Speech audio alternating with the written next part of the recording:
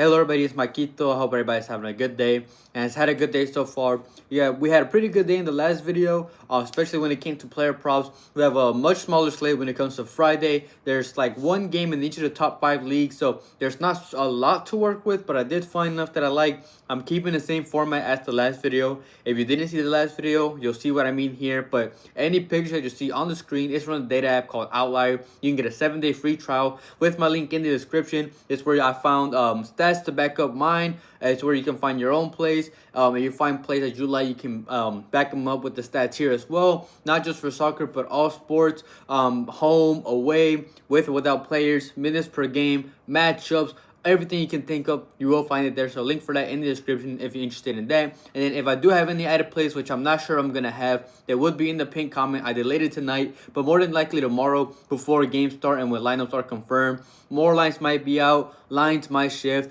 and players might be playing where either one, I didn't anticipate them playing there, or maybe a player is playing that I didn't anticipate playing at all. So if I do have more plays, never guarantee that I'm going to have any, but if I did, they would be in the pinned comment in this video. But other than that, I'll get straight into the plays. And the one player prop that I have that I found that I like for price picks is Rico to go under 39.5 passes away from home from Getafe, going up against Osasuna. Great history. He's gone under in all 6 games so far this season, as you can see on the screen.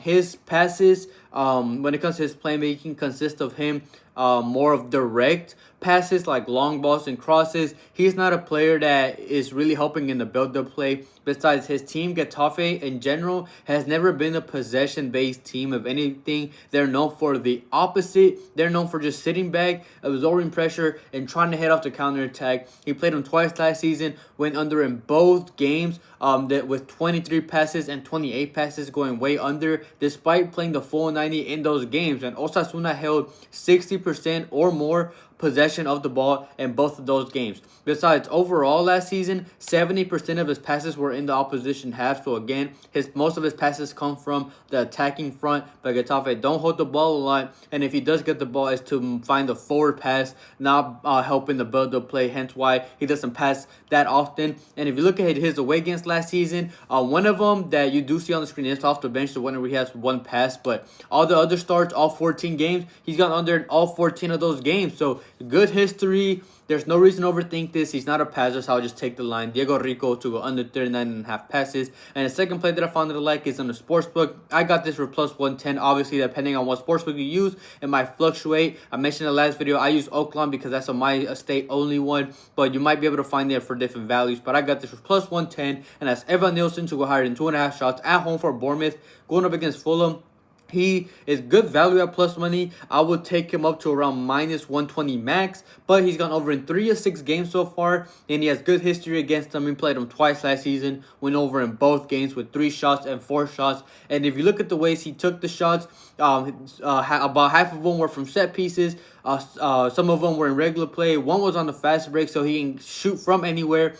He took 2 with his right, 1 with his left, and 1 with a header in one of the games, and in the other one he took 2 with his right and 1 with his left. So he's a very versatile striker. If you look at all his shots last season in the Prem, he took 35 with his right, 21 headers, and 16 with his left. So he's good with his right, his left, and in the air. He's 6 foot tall. He's won 50% of his aerial duels, which is what I like because Fulham is weak on aerial duels. They've allowed on average 6.17 corners so far this season, and they're an aggressive team. They have fouled on average the most in the league so far, so they allow a lot of corners, they foul a lot, so that's set piece opportunities, so he can have plenty of opportunities from those as well. He went over in 54% of games last season that he started, so he averaged 2.5, so I'm confident he gets 2. It's whether he gets that third, and I like the value that you're getting here for plus 110. I guess I would take this up to minus 120, so I like this play for plus 110, higher than 2.5 Evanilson shots at home for Bournemouth going up against Fulham. But as always, before I get into my money line play, I really appreciate it if you took a second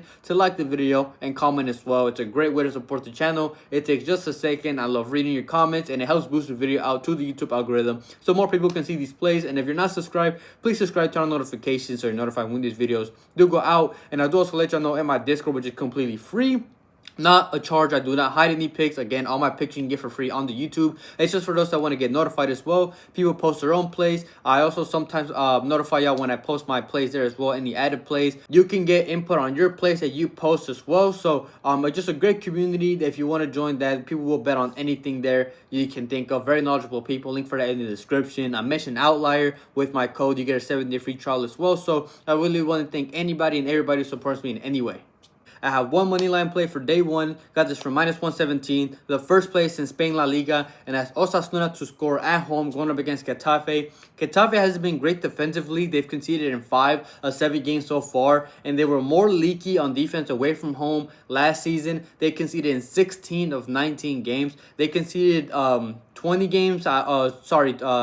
goals away from home and 19 away. So it wasn't that big of a difference. But when it comes to the games themselves, they just allowed more goals consistently away, 16 out of 19. Plus, it's a good history against them as well. Osasuna scored in both games against them last season at home and away. Besides, they were able to score in both games, including the away game, despite Osasuna's offense being much better at home.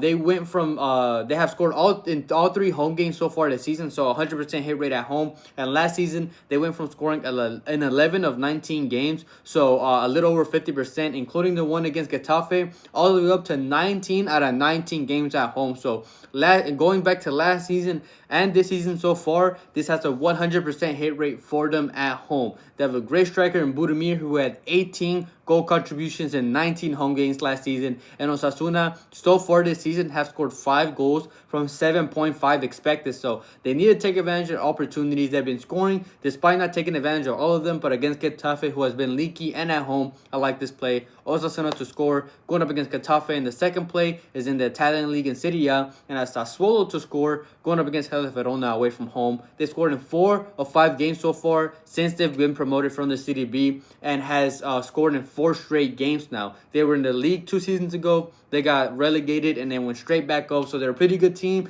Verona wasn't good defensively last season and is carried on to this season. They've conceded in 4 of 5 games so far.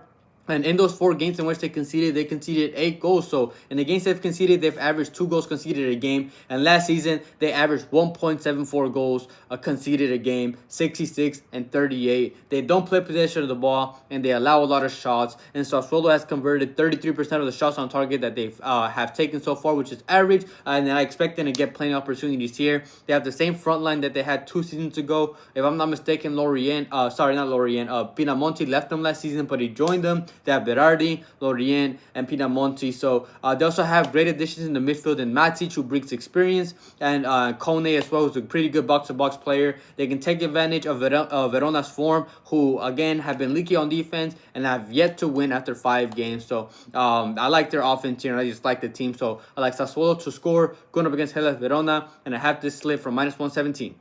Thank you everybody for watching. I'll quickly go over last video's picks. We had a pretty good day player prop wise. It was the 3-in-1 day. The 2 from the YouTube went 1-in-1. Nubu to get 3 saves. He ended with 2. He faced 4 shots on target if I'm not mistaken. He just needed to save 1 more. He couldn't come through. But we had the one from the sportsbook, which is Hudson Odoi, to go over 1.5 shots. He went over with 3, so that hit.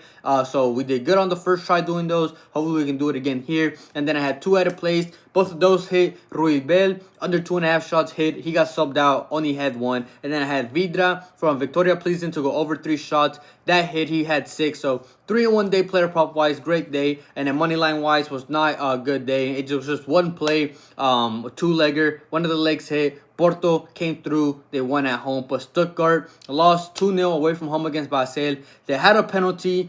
They had plenty of opportunities. They held control of the ball. They had like 7-8 shots on target. They just couldn't convert. It was just unfortunate for them. They couldn't find those opportunities. The read was there. They just couldn't take advantage of their chances. But still a great day player prop wise. And hopefully we can carry on that momentum going into this slate here. Like I mentioned, I may or may not have added plays. I'm not sure. Just depends if I find anything that I like. Besides, I do have a job outside of work, so I will be at work when those games are going to be playing. So I'm not sure. I'll try to have plays, but it's never guaranteed. But other than that, I hope everybody has a good night, a good day. We can cash out tomorrow.